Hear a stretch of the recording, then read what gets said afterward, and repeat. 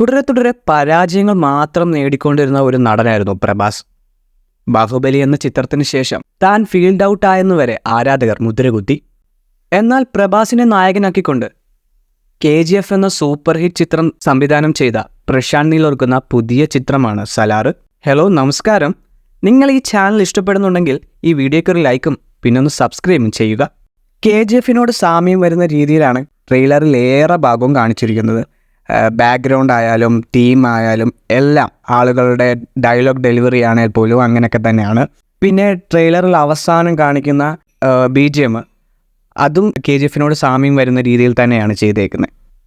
KGF 2ൻ്റെ എഡിറ്ററായ Ujjal കുൽക്കർണിയാണ് ഇതും edit ചെയ്തിരിക്കുന്നത്. ആ എഡിറ്റിംഗ് മികവ് ഇതിൽ നല്ല രീതിയിൽ കാണാനുണ്ട്. സിനിമാ പ്രേക്ഷകർ ഏറെ കാത്തിരിക്കുന്ന സിനിമയിലൊന്നാണ് ഇപ്പോൾ സലാർ. മലയാളത്തിൽ നിന്നും പൃഥ്വിരാജ് സുകുമാർ ഒരു കേന്ദ്ര കഥാപാത്രമായി ഈ സിനിമയിൽ പ്രത്യക്ഷപ്പെടുന്നുണ്ട്. KGF എന്ന സിനിമയെ വെല്ലുന്ന തരത്തിലുള്ള ആക്ഷൻ രംഗങ്ങളാണ് ട്രെയിലറിലൂടെ നമുക്ക് കാണാൻ പറ്റുന്നത്. എന്നാൽ വില്ലനായി എത്തുമെന്ന് നമ്മൾ പ്രതീക്ഷിച്ച പൃഥ്വിരാജ് പ്രഭാസിൻ്റെ നൻപനായി എത്തുന്നു എന്നുള്ളതാണ് വേറെ ഒരു ട്വിസ്റ്റ്. ആരും കൊതിയോടെ കണ്ടുപോകുന്ന തരത്തിലുള്ള ട്രെയിലർ. KGFും കാന്താരയുമൊക്കെ ഒരുക്കിയ ഹോംബാലെ ഫിലിംസ് തന്നെയാണ് ഈ സിനിമയെ നിർമ്മിക്കുന്നത്. നായകനുപരി സംവിധായകനെ കണ്ടാണ് ഇപ്പോൾ പ്രേക്ഷകർ സിനിമ കാണുന്നത്.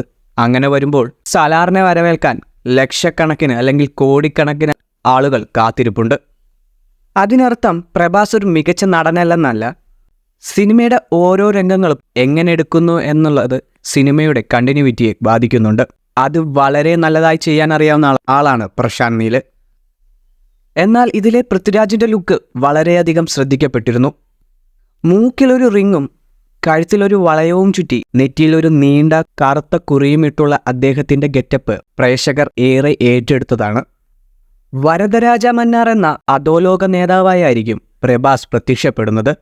ഒരു ഫ്രണ്ട്ഷിപ്പിൻ്റെ കഥ പറയുന്ന ചിത്രമെന്നാണ് ട്രെയിലറിലൂടെ വ്യക്തമായത്. ശ്രുതി ഹാസനാണ് സിനിമയിൽ നായികവേഷം കൈകാര്യം ചെയ്യുന്നത്. ഇങ്ങനെയുള്ള മൂവി അപ്ഡേറ്റ്സുകൾ അറിയാനായി നിങ്ങൾ ഈ ചാനൽ ഒന്ന് സബ്സ്ക്രൈബ് ചെയ്യുക, വീഡിയോ ഒന്ന് ലൈക്ക് ചെയ്യുക. സിനിമ വോയിസ് ഇത് ഞാൻ നിങ്ങൾക്കായി സംപ്രേഷണം ചെയ്യുന്നു.